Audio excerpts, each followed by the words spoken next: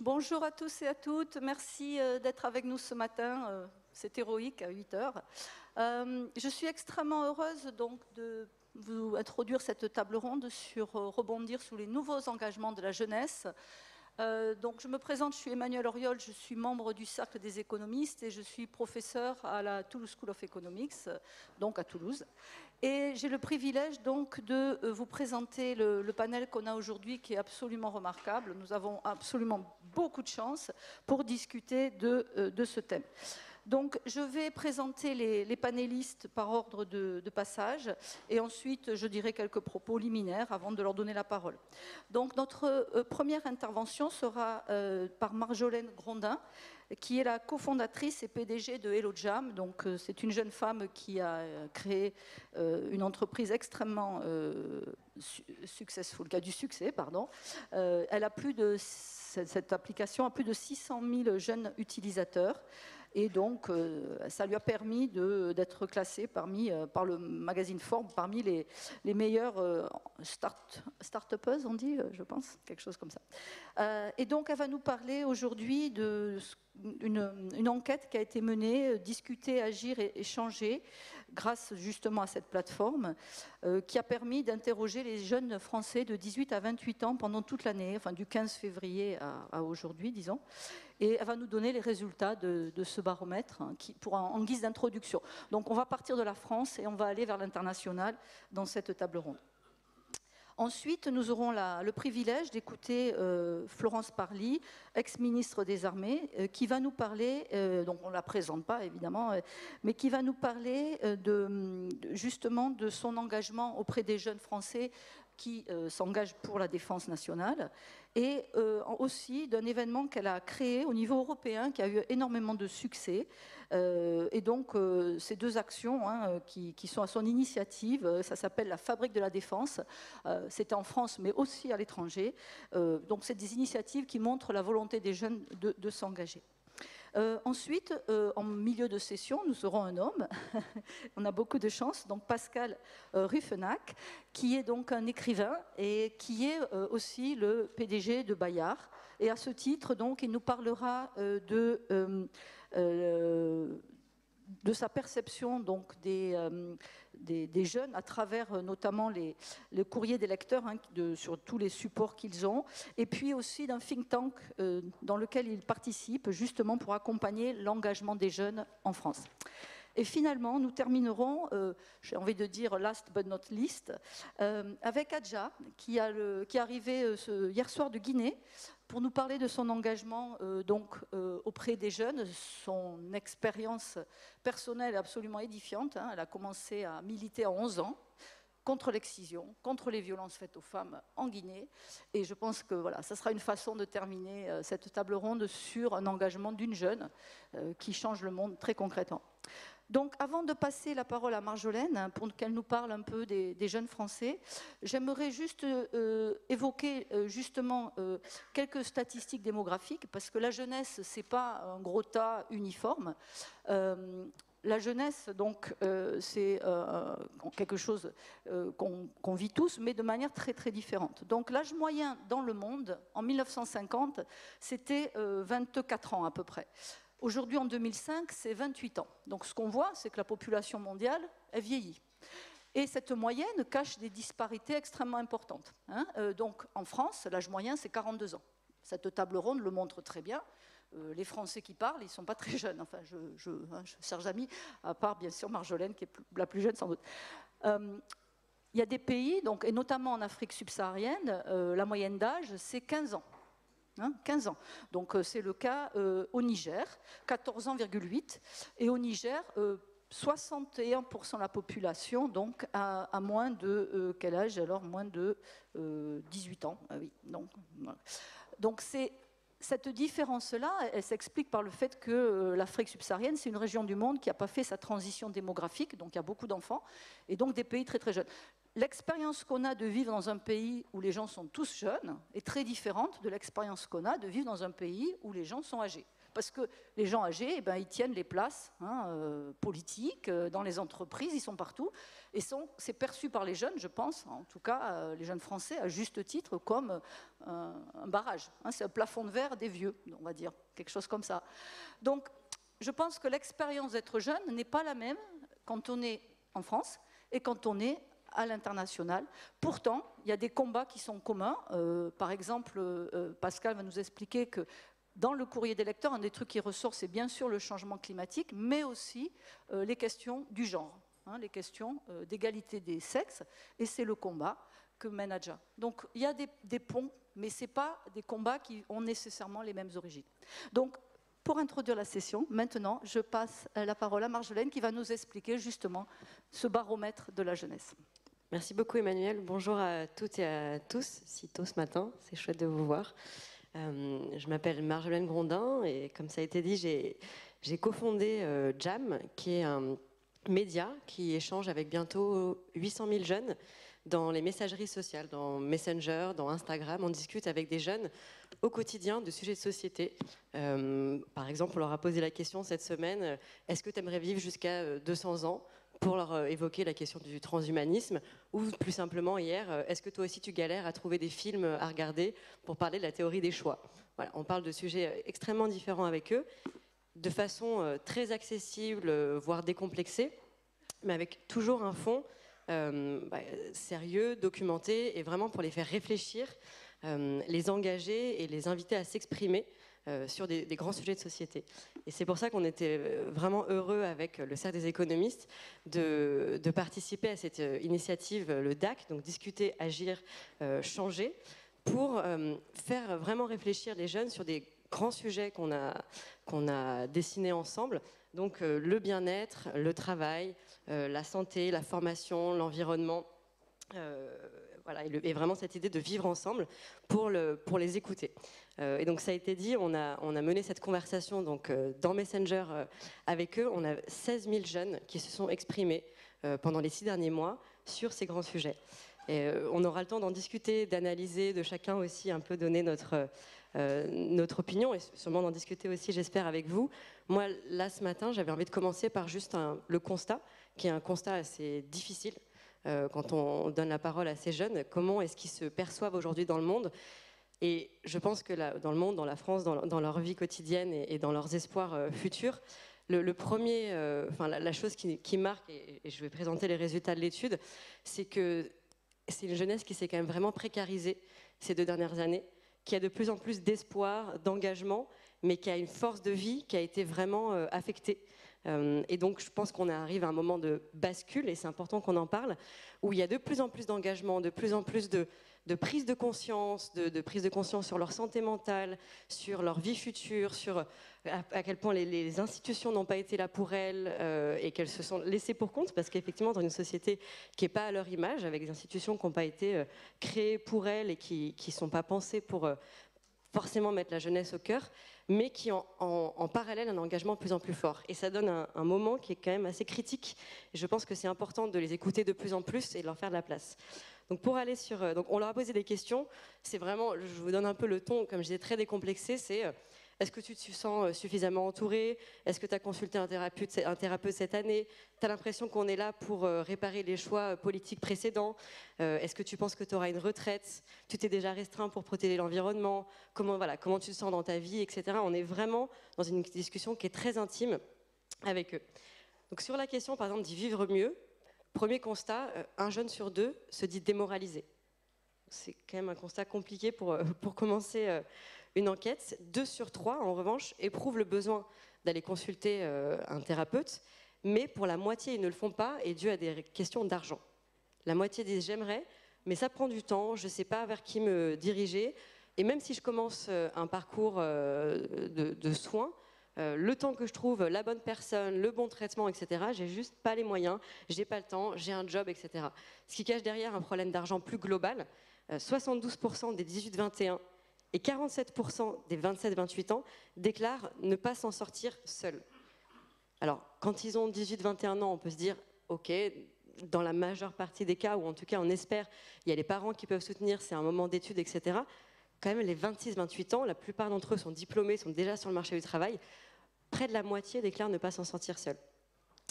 Sur la formation, on est clairement face, quand on les écoute, à un système scolaire qui, pour eux, ne correspond pas du tout à leurs attentes, est complètement en décalage.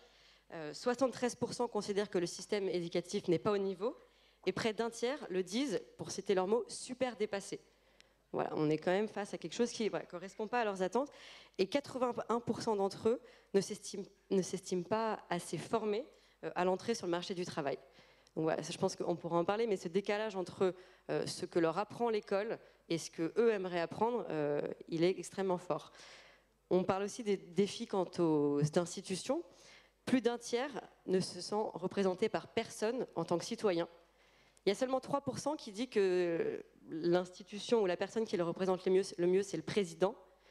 25% en revanche, et l'échelle locale, on en parlera, est très importante, l'échelle de la communauté, 25% se sentent représentés au mieux par les associations, dont parfois ils font partie, ou en tout cas aimeraient faire partie, 10% au mieux par les activistes, 10% par les élus locaux. Et donc pour rappeler, voilà, seulement 3% par la personne du président.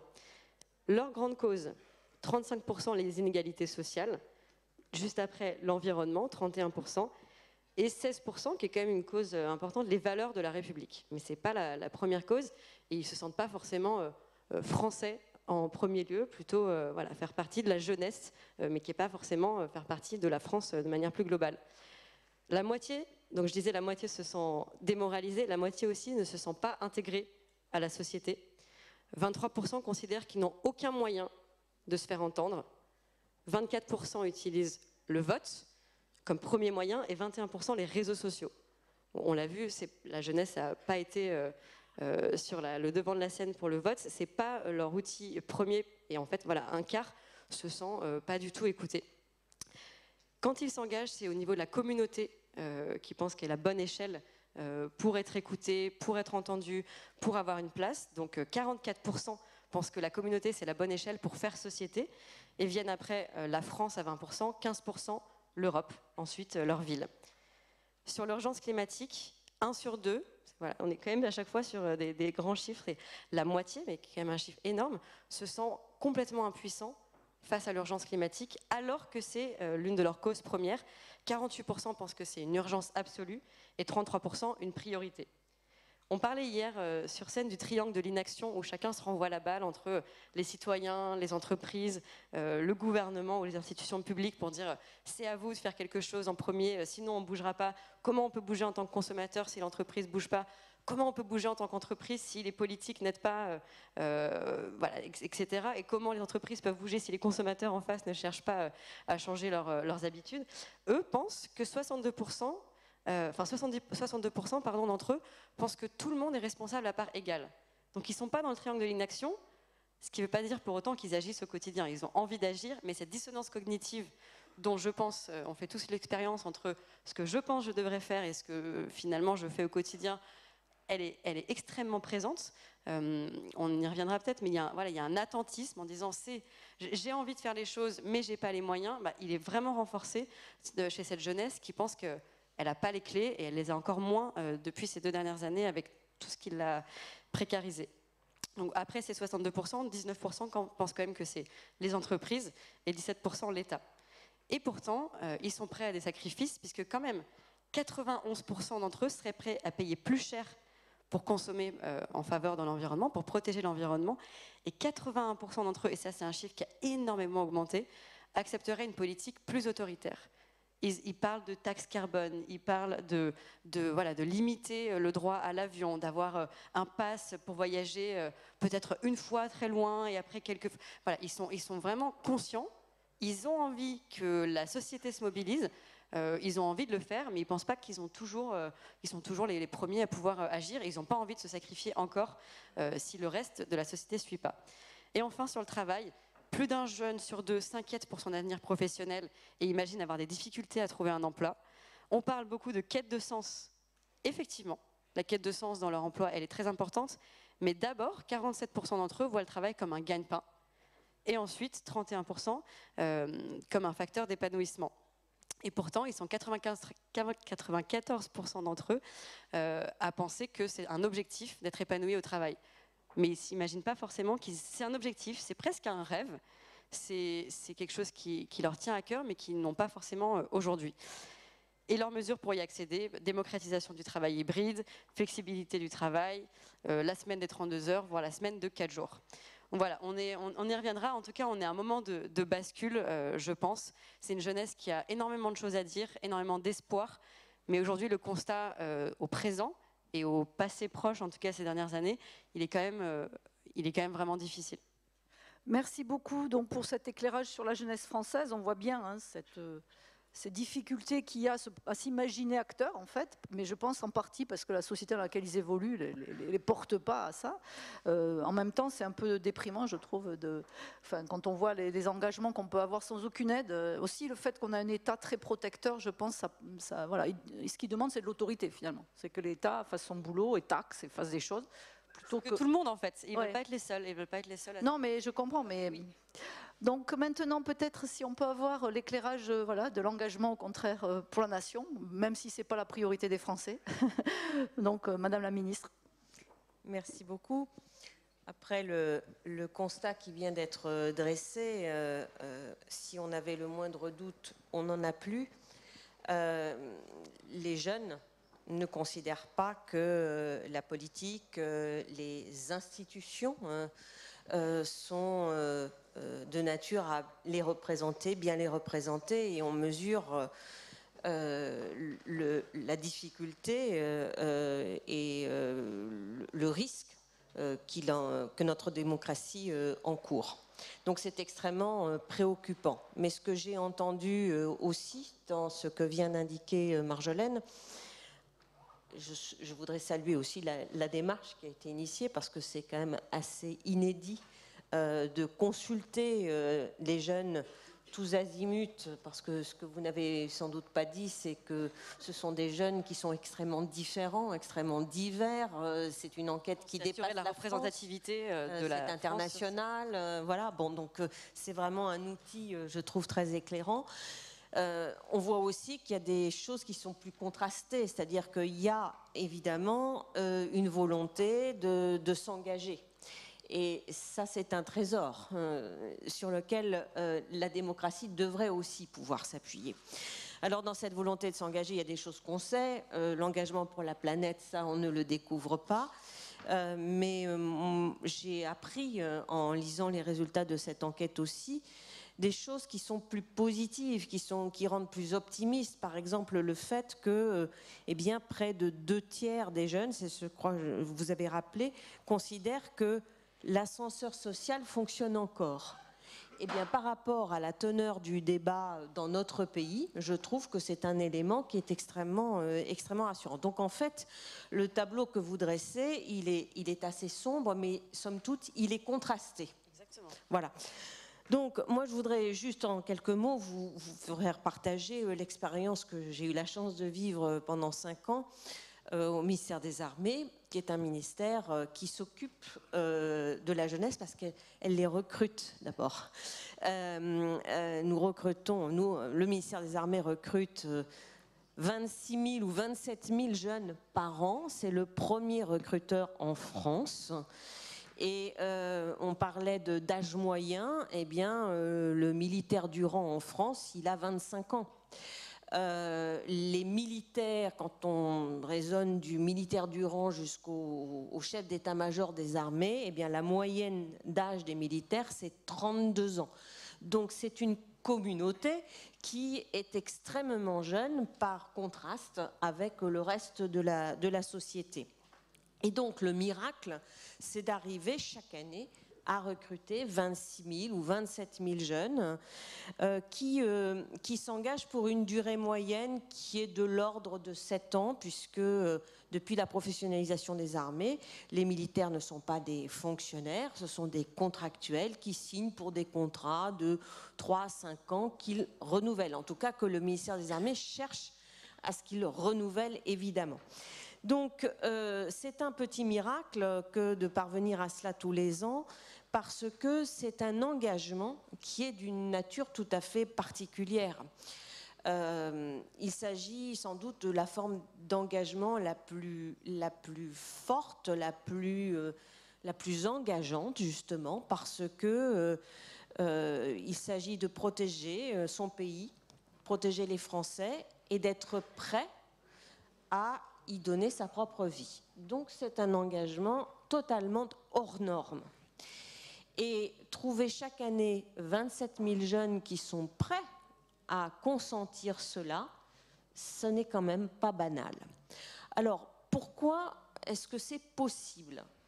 J'avoue, j'ai utilisé le terme de miracle, que chaque fois, pour moi, ça a été une surprise qui me réconcilie avec beaucoup de choses que l'on peut entendre par ailleurs.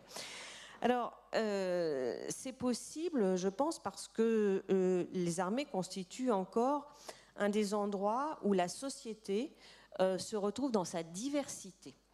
Et qu'au fond, on peut rentrer dans les armées sans aucun bagage, sans aucun diplôme, comme on peut y rentrer aussi à Bac+10, parce qu'il y a des besoins techniques, technologiques très pointus. Et que quand on y rentre sans aucun bagage, on peut en acquérir un. Et que donc, l'on peut se former, on peut acquérir des qualifications qui seront utiles pour le reste de sa vie, parce que peu de militaires imaginent, à part les officiers qui font carrière, passer toute leur vie au service des armes de la France. Donc, cette diversité, elle est sans doute plus visible dans les armées.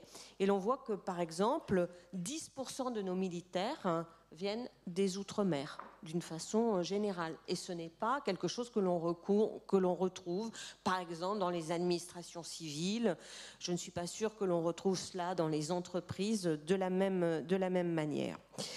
Et puis, on recrute aussi, alors même si je ne peux pas vous donner de chiffres, et si j'étais capable de vous donner des chiffres, c'est que je ne respecterais pas les lois de la République, mais on recrute aussi beaucoup dans des centres de recrutement qui sont situés dans des banlieues, la périphérie des grandes villes, ce qui ne me permet pas de vous dire si on recrute beaucoup de jeunes issus de l'immigration, mais ça me permet de vous dire qu'on recrute beaucoup de jeunes qui sont issus de quartiers difficiles, qui n'ont pas tous les atouts que peuvent avoir d'autres jeunes issus de milieux plus favorisés.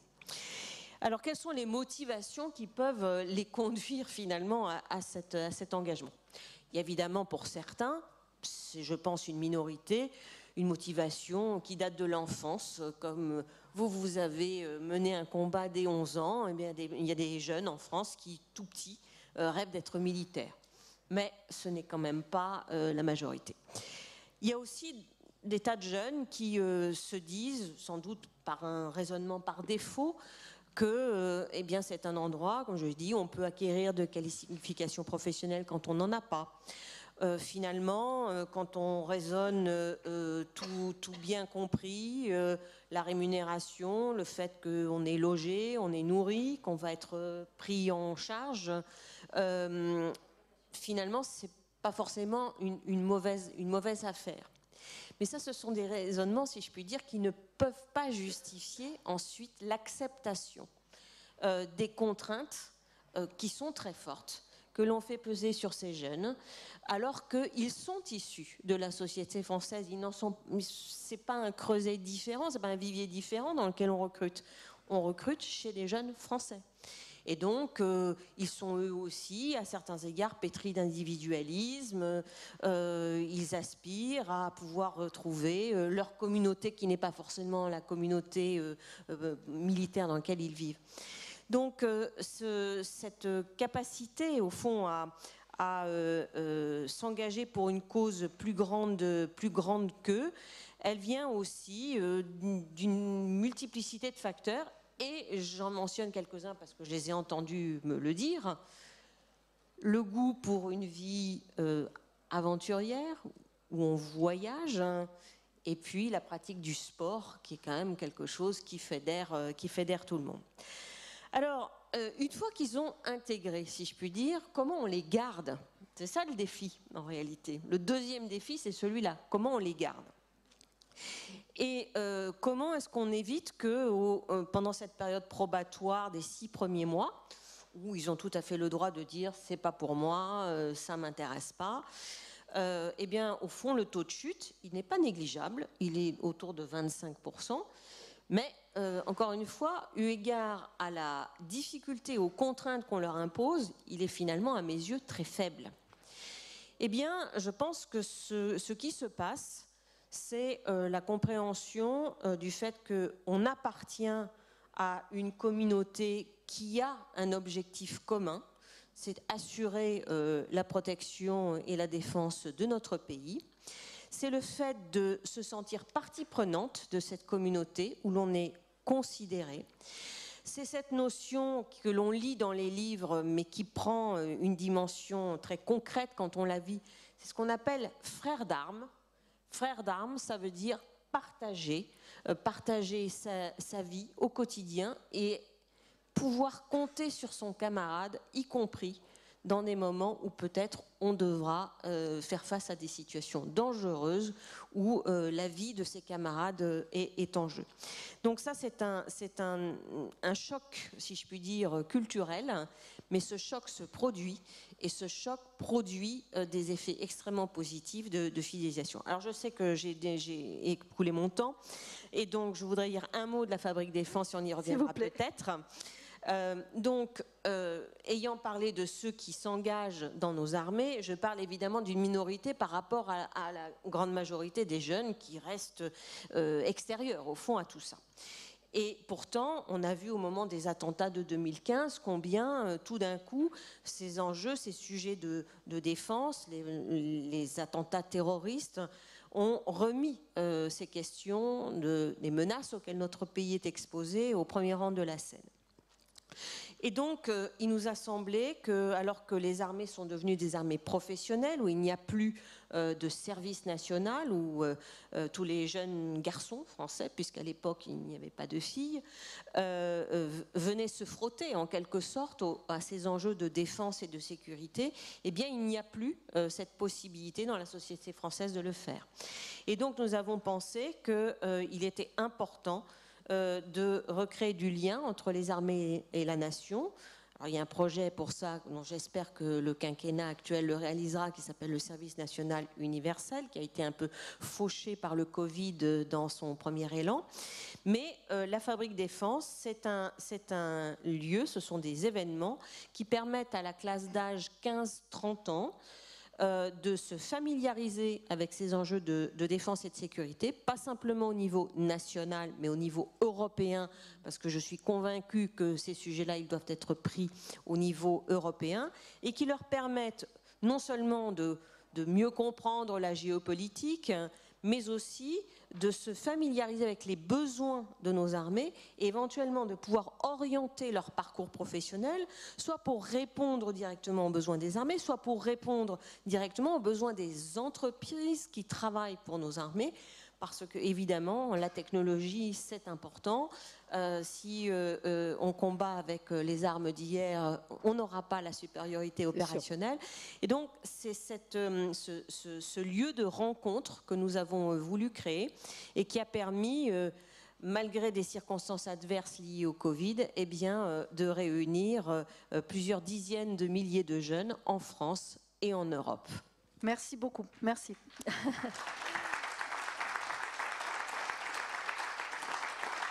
Donc maintenant, l'éclairage voilà, de monsieur. Bonjour et merci pour vos témoignages. Merci aussi de voir que la responsabilité éducative, elle ne dépend pas de quelques-uns, pas de l'école, mais elle dépend des entreprises, de l'armée, de nous tous. Et c'est un des combats du think tank vers le haut que Bayard soutient, c'est de montrer que l'éducation, voilà, c'est l'affaire de tous. C'est pas, souvent on se reporte sur l'école, mais les parents, les familles en font partie, évidemment. Voilà. Et cette association, ce think tank, milite pour notamment une responsabilité éducative des entreprises, voilà, dans le cadre de la RSE, de pouvoir faire que les entreprises, ce qu'elles font du reste, mais qu'elles puissent en prendre conscience plus largement de leurs responsabilités dans la société. Rebondir sur les engagements de la jeunesse, déjà le terme est un petit peu bizarre, parce que comme si nous, plus âgés, on rebondissait d'un seul coup pour mieux s'en sortir nous-mêmes. Voilà. Mais en même temps, c'est intéressant parce que ça pose la question de la posture. Nous, à Bayard, on est en contact avec des millions d'enfants à travers nos magazines, depuis la toute petite enfance jusqu'à la grande adolescence, on va dire, jusqu'au moment où ils passent le bac. En tout cas, ils ont 18 ans. Et l'affaire AgroParisTech, là, qui a fait déferler beaucoup de commentaires sur les réseaux sociaux. Alors, il y avait, je sais pas, soit « Ah, vous avez raison de vous révolter, c'est super voilà. Ou alors « Bande de déserteurs voilà. Ou alors « Rejoignez-nous, entreprise ». Voilà. Mais on voyait bien que les plus âgés avaient du mal à trouver leur posture et finalement à avoir une parole d'autorité, mais d'autorité au sens auteur, ce qui fait grandir l'autre. Voilà, pas d'autorité au sens descendant où on peut l'entendre. Et on n'est pas des jeunes, voilà, donc il faut le reconnaître. Et on ne peut pas simplement leur dire « vous avez raison de vous révolter ». C'est un peu court, à mon avis, comme argument. Peut-être une deuxième remarque, c'est on parle des jeunes, en général, on considère que c'est à partir de 16, 18 ans, etc. Mais en réalité, le combat pour les engagements, il commence à 2 ans, à 3 ans. Il ne faut pas oublier les enfants. C'est là où tout se joue et se construit. On a développé, nous, des classes de philosophie en maternelle, en primaire. C'est là où on apprend à débattre avec autrui. C'est là où on apprend à rentrer dans les raisons de l'autre, qui est quand même le cœur du débat, de ce que c'est que le débat. Et ça s'apprend. Il y a des techniques pour ça. Il y a des techniques voilà, que les enseignants peuvent avoir, que les familles peuvent avoir. Et c'est extrêmement important cette année, l'année dernière, on a créé avec le ministère de l'Éducation nationale les éco-délégués. Il y en a aujourd'hui 22 000 en France. En primaire, en collège, en lycée. 2 par classe. Je participais au rendu du concours, on voyait les projets.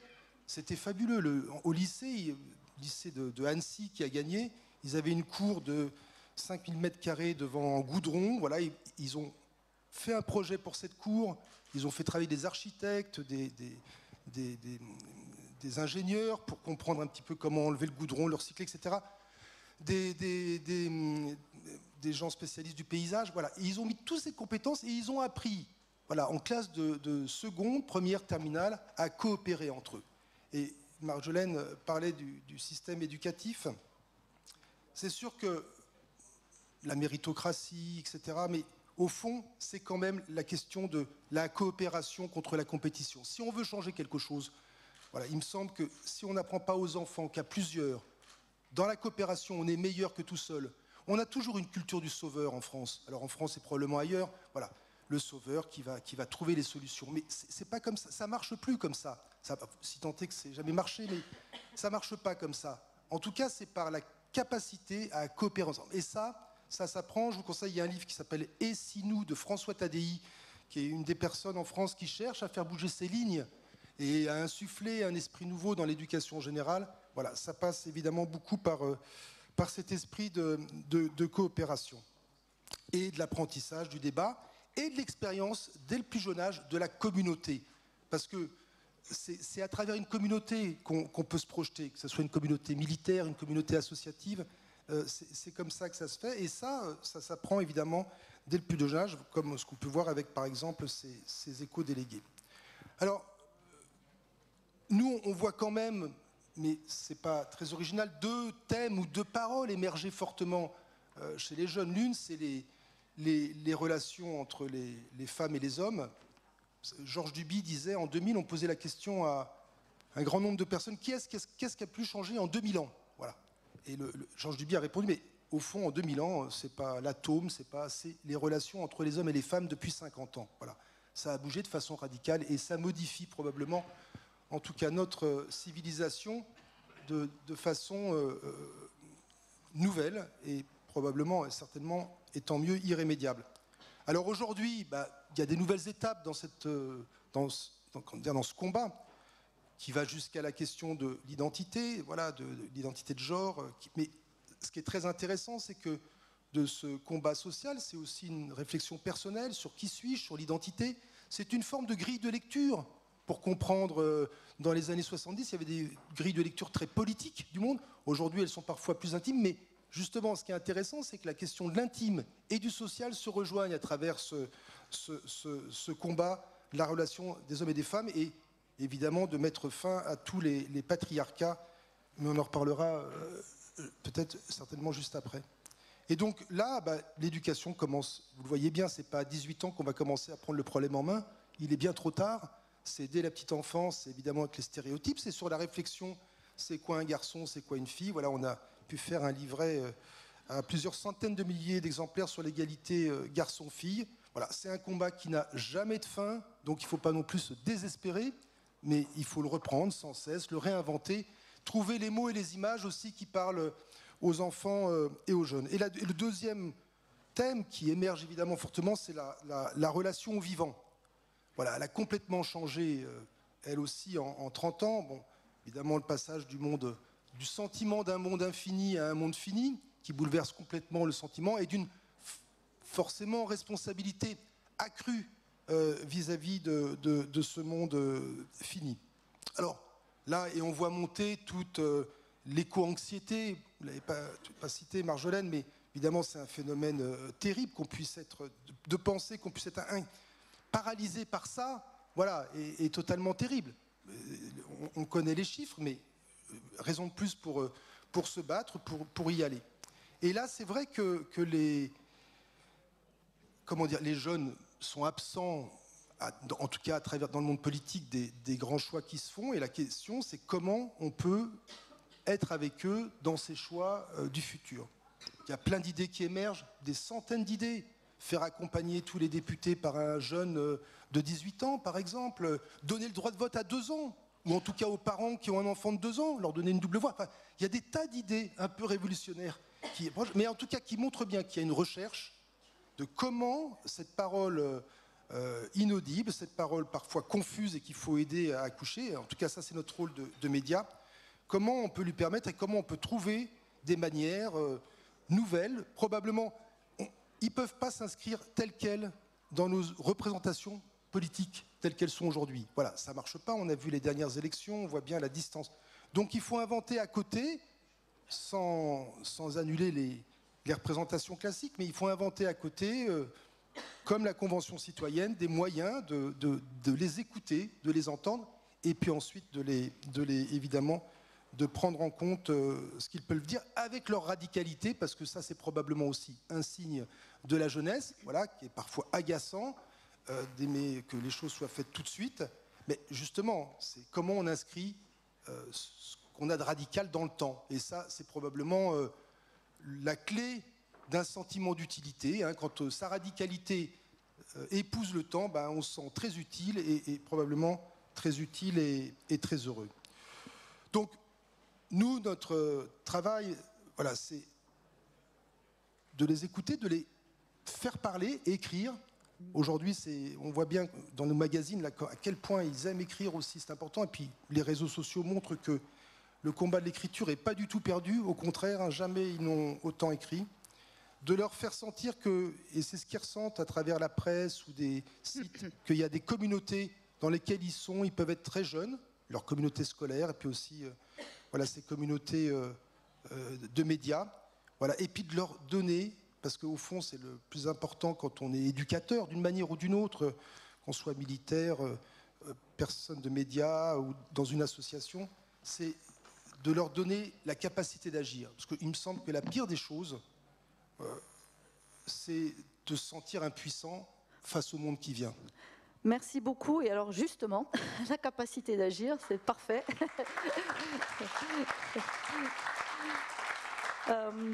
Donc, pour résumer un peu la discussion, parce qu'on malheureusement n'aura pas beaucoup de temps pour avoir une discussion tous ensemble, il ressort que les jeunes Français manquent de soft skills. Je pense que le témoignage d'Adja va nous montrer que ce n'est pas quelque chose qui fait défaut, en tout cas à cette femme remarquable. Je vous en prie, Adja. Merci beaucoup et bonjour tout le monde. Je suis très heureuse d'être là parmi ces grands invités. Alors moi, je viens de la Guinée, donc un pays pas loin du Sénégal. D'où je viens, justement, si je suis devant vous, c'est grâce à cette école, donc grâce à l'éducation dont mon prédécesseur parlait tout à l'heure. Lorsque les parents démissionnent face à leurs responsabilités, il est du devoir de l'État, il est du devoir du système éducatif de reprendre cette responsabilité. Donc, j'ai eu cette chance d'être à l'école, donc d'apprendre dans une école catholique. Et j'ai appris de mes amis dont les parents aussi avaient un esprit ouvert et leur ont permis de s'émanciper. Donc, je me suis émancipée à côté de mes amis. Voilà, je me suis rébellée aussi pour réclamer mes droits et ceux des autres enfants qui n'avaient pas ces droits. Donc j'avais 11 ans et aujourd'hui je suis la présidente fondatrice d'une association qui défend les droits des jeunes filles face aux violences basées sur le genre, donc que je vais vous citer tout à l'heure. C'est notamment l'excision, je ne sais pas si vous avez une fois entendu parler, c'est l'ablation de tout en partie du clitoris. Enfin, c'est l'appareil génital de la femme qu'on essaye de, qu'on essaye de couper en partie, ou des fois c'est une infibulation, donc pour priver la femme, la jeune fille, de son droit du plaisir. Et ça, mon pays, malheureusement, d'où je viens, c'est 96% des jeunes filles qui sont excisées. Donc nous sommes placés deuxième sur le plan mondial, après la Somalie, justement. Donc c'est très atroce.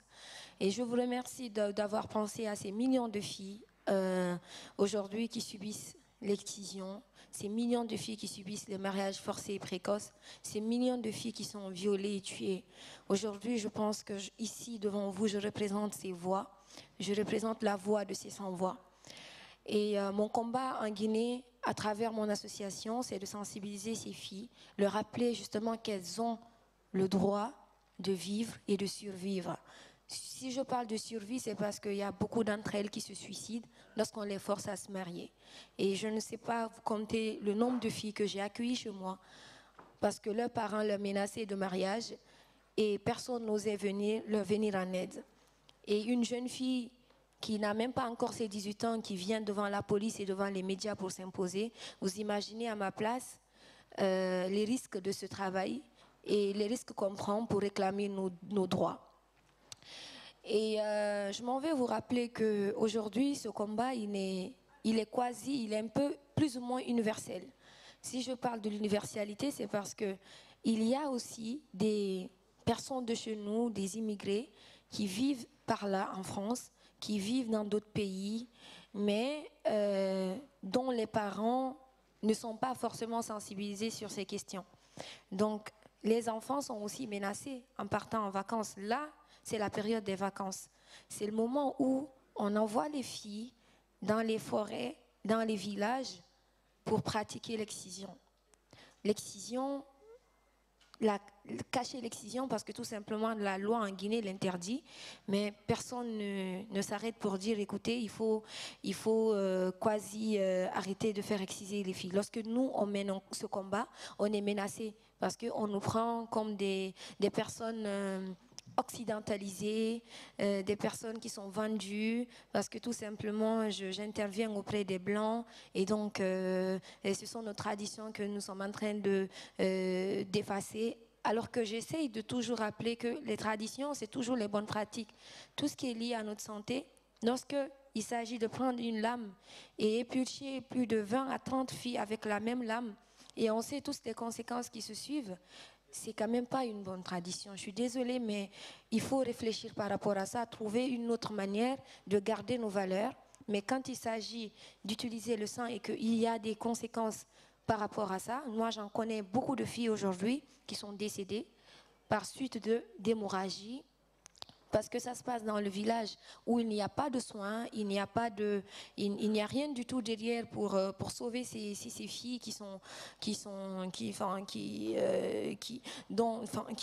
sans espoir, parce qu'il n'y a personne pour les sauver. Et on voit beaucoup plus les sorciers, on dit lorsqu'elles subissent et elles meurent, on dit c'est la cause des sorciers, c'est parce que c'était pas une belle âme, si c'était une belle âme, elle allait survivre. Donc voilà les raisons toujours qu'on met en avant. Donc mon combat, on essaye de sensibiliser ces filles, leur rappeler qu'elles ont des droits. Et ensuite, on ne s'arrête pas là au niveau des jeunes filles. On essaye de revoir avec les autorités, parce que s'ils ont accepté de signer des conventions, de ratifier des conventions ou de nous donner des lois qui pénalisent ces cas, il faut en tout cas faire en sorte que ces lois soient appliquées. Mais non, ça ne les inquiète pas. Enfin, c'est le travail des associations, c'est les jeunes qui doivent faire ce travail, alors que nous seuls, on ne peut pas. Le nombre de fois que je suis allée sur le terrain avec la police, en allant menacer les bourreaux pour leur dire que si vous n'acceptez pas de venir à la justice avec nous, nous allons vous afficher sur les réseaux sociaux, nous allons vous afficher sur les médias. C'est la seule manière pour moi d'aller sur le terrain et de faire en sorte que la justice soit appliquée. Mais même quand on les arrête, on les fait arrêter, même pas 2 semaines, on les retrouve dans la rue, la tête sur les épaules et dire voilà, tu m'as fait arrêter, mais je suis toujours là et rien n'a changé dans ma vie. Donc je me demande comment y faire face. Parce qu'aujourd'hui, je m'en vais vous dire que certes, il y a l'universalité de ce combat, mais c'est très différent. C'est très différent parce que ce combat chez nous, il est beaucoup plus vu dans un angle de féministe. Donc le mot féministe effraie beaucoup de gens parce que la femme, elle doit être soumise. Avec les traditions, les valeurs religieuses et tout, la femme, elle doit rester dans son coin, elle doit être dans le foyer, elle doit apprendre à faire le ménage, c'est là son travail. Même si elle est très intelligente ou elle est compétente, malheureusement, ça commence dès le bas âge, on t'apprend à comment prendre soin de toi pour accueillir un homme. Mais malheureusement, ce sont ces stéréotypes jusqu'à présent, en 2022, qu'on essaie de nous apprendre. C'est pour les petites personnes, enfin, un petit pourcentage de personnes qui acceptent de sortir de ce lot. Mais même quand tu échanges avec ces filles, elles ont cette mentalité, elles gardent cela et refusent d'accepter qu'elles aussi, elles peuvent être autour de la table que d'être sur la table. Et aujourd'hui, c'est mon combat. Mon combat, c'est quoi? C'est qu'il faut qu'on arrête justement d'utiliser ce combat-là, que les institutions mettent les fonds où il faut pour accompagner ces victimes. Parce que le nombre de fois où je me suis retrouvée sur le terrain à sensibiliser, à faire des plaidoyers et à demander à ce que nos droits soient respectés, c'est énorme. Mais cela ne suffit pas. Je ne suis pas, mon association et moi, nous ne suffisons pas pour arrêter ce combat. Nous avons besoin de l'aide, nous avons besoin d'un soutien pour faire en sorte, parce que mon rêve, je vais le dire, c'est de voir une maison des femmes. La maison des femmes de Saint-Denis que j'ai vue ici, qui m'a beaucoup aidée, où nous avons les psys, nous avons un accompagnement juridique, nous avons tout ce qu'il faut et la réinsertion aussi pour les victimes. De voir ce genre de maison dans un endroit comme la Guinée. Et je sais qu'on peut le faire ensemble, on peut s'entraider pour sauver des vies parce que là, c'est une question de survie. Ça sera le mot de la fin, je crois qu'on peut applaudir Adja.